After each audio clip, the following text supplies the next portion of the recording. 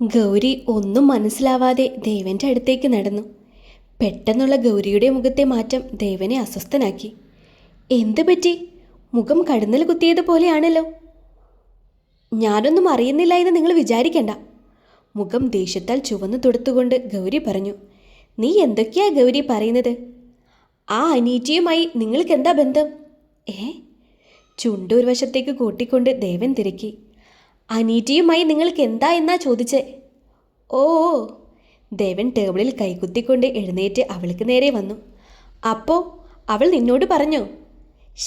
അവളോട് ഞാൻ പറഞ്ഞതാണ് ഓഫീസിലുള്ള മറ്റു സ്റ്റാഫുകളൊന്നും അറിയരുത് എന്ന്. അവൾ പുരികം കൂർപ്പിച്ച് മുഖം വിഷാദമാക്കി ദേവനെ നോക്കി. അപ്പോൾ ഞാൻ നിങ്ങൾക്ക് ഓഫീസ് സ്റ്റാഫാണോ? ആ അതെ, ദേവനുള്ളിൽ ചിരിയടക്കിക്കൊണ്ട് പറഞ്ഞു.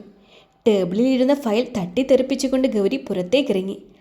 അവളുടെ പോക്ക് അത്ര പന്തിയല്ല എന്ന് മണത്തറിഞ്ഞ ദേവൻ വേഗം വാതിൽ തുറന്ന് അവൾക്ക് പിന്നാലെ നടന്നു. ഏയ് ഗൗരി, എങ്ങോട്ടാ? നിൽക്ക്. ദേവൻ അവൾക്ക് പിന്നാലെ പോകുന്നത് കണ്ട് ഓഫീസ് സ്റ്റാഫുകളെല്ലാം അമ്പരന്ന് എഴുന്നേറ്റുകൊണ്ട് നോക്കി. അനീറ്റ അടുത്തുള്ള ഋഷിയെ നോക്കി. എന്താ ഇത്? ആവോ, അവള് പോയാൽ തന്നെ ഇങ്ങേർക്കെന്താ? അല്ലെങ്കിലും അവളോട് ഇങ്ങേർക്ക് കുറച്ച് സോഫ്റ്റ് കോർണർ ഉണ്ട്. ദേഷ്യമുഖത്ത് വാരി തേച്ച പോലെയായിരുന്നു. ഋഷി അവളുടെ മുഖഭാവം കണ്ട് അമ്പരന്ന് പോയി. ദേവനോടി ഗൗരിയുടെ കൈ പിടിച്ചു. ഗൗരി, എന്താ ഇത്? ദേവന് ദേഷ്യം വന്ന് തുടങ്ങിയിരുന്നു.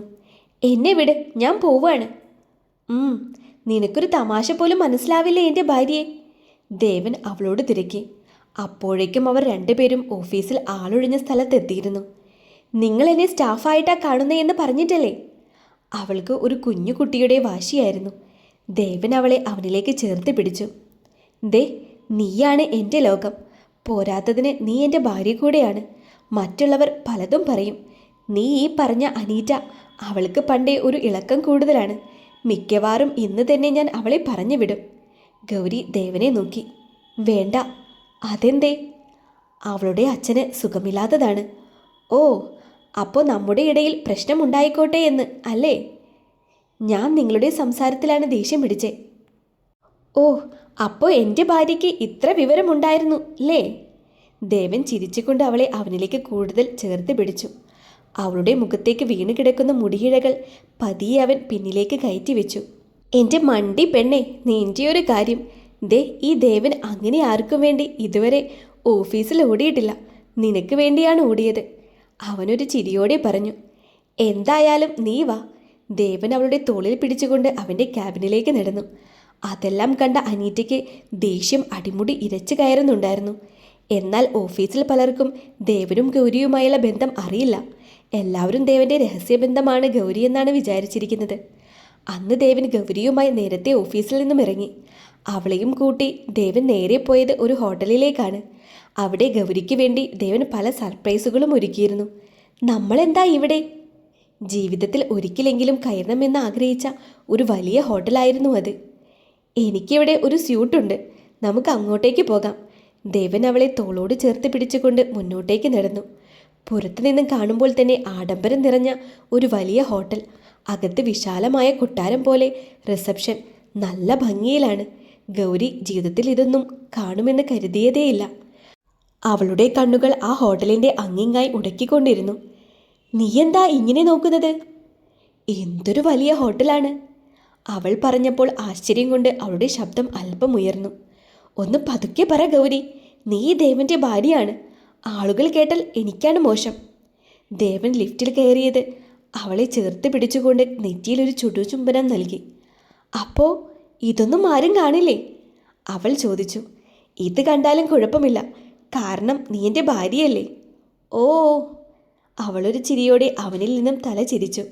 അല്പനേരം കൊണ്ട് രണ്ടുപേരും ദേവൻ്റെ റൂമിലേക്കെത്തി. ദേവൻ വാതിൽ തുറന്നതും ഒരു ഞെട്ടലോടെ ഗൗരി നിന്നു. ദേവൻ അകത്തേക്ക് കയറി അവളെ നോക്കി. പിന്നിലേക്ക് തിരിഞ്ഞപ്പോഴാണ് തനിക്ക് പിന്നിൽ വാതിലിൻ്റെ അവിടെ തന്നെ സ്തംഭിച്ചു നിൽക്കുന്ന ഗൗരിയെ കണ്ടത്. ദേവൻ അവളുടെ കയ്യും പിടിച്ച് വേഗം അകത്തേക്ക് കയറ്റി. നീ എന്താ വായും പൊളിച്ച് നിൽക്കുന്നേ? ഞാൻ കരുതി ഏറ്റവും വലിയ ആഡംബരം നിറഞ്ഞത് നമ്മുടെ റൂമാവുമെന്ന്. ഇത് ഹോട്ടൽ റൂം തന്നെയല്ലേ? ആ, ബെസ്റ്റ്. അതെ, നീ ഞാൻ മാത്രമുള്ളപ്പോൾ ഇതുപോലെയുള്ള പൊട്ടത്തരങ്ങൾ പറഞ്ഞു. പക്ഷേ പുറത്തു നിന്നും പറയരുത്. അപ്പോൾ ഞാൻ മണ്ടിയാണോ? അവളൊരു നീരസത്തോടെ ചോദിച്ചു. ആ, ഇനി അതും കാര്യമാക്കണ്ട. അല്പം നേരം ദേവനും ഗൗരിയും അവിടെ ഇരുന്നു. എങ്കിലും ഗൗരിയുടെ അന്താളിപ്പ് മാറിയിട്ടുണ്ടായിരുന്നില്ല. ദേവൻ അവളുടെ ആശ്ചര്യം നിറഞ്ഞ മുഖം കണ്ട് ചിരിയാണ് വന്നത്. ദേവൻ ഓഫീസിലേക്ക് കുറച്ച് മെയിൽ അയക്കുകയായിരുന്നു. ഗൗരിക്ക് അല്പനേരം കഴിഞ്ഞപ്പോഴേക്കും ബോറടിക്കാൻ തുടങ്ങി.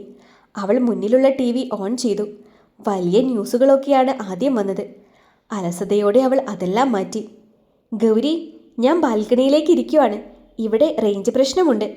ദേവൻ അവിടെ നിന്നും ലാപ്പും എടുത്ത് പുറത്തേക്ക് പോയി. വീണ്ടും അവൾക്ക് മൂഡ് ഓഫ് ആയി. അവൾ ചാനലുകൾ ഓരോന്നായി മാറ്റി. അവസാനം അവൾ HD ചാനലാണ് എത്തി നിന്നത്. ഇതല്ലേ? അവളൊന്ന് തിരിഞ്ഞു നോക്കി.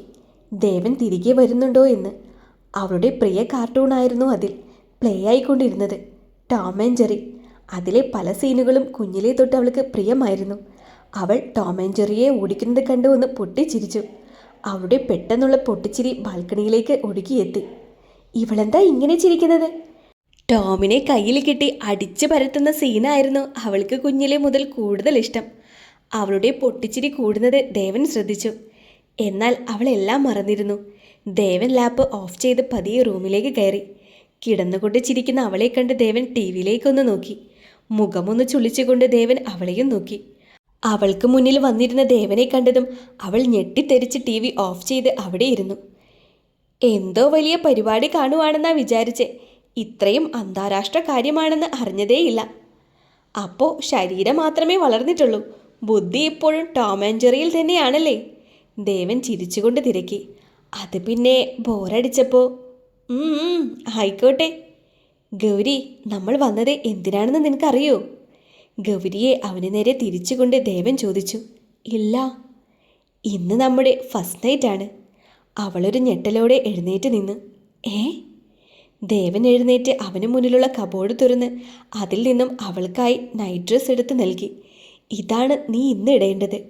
ശരീരമാകെ കോരിത്തരിച്ചുകൊണ്ട് ഗൗരി അത് കേട്ടു നിന്നു. ബ്ലാക്ക് നിറത്തിൽ നേർത്ത ഒരു വസ്ത്രമായിരുന്നു അത്.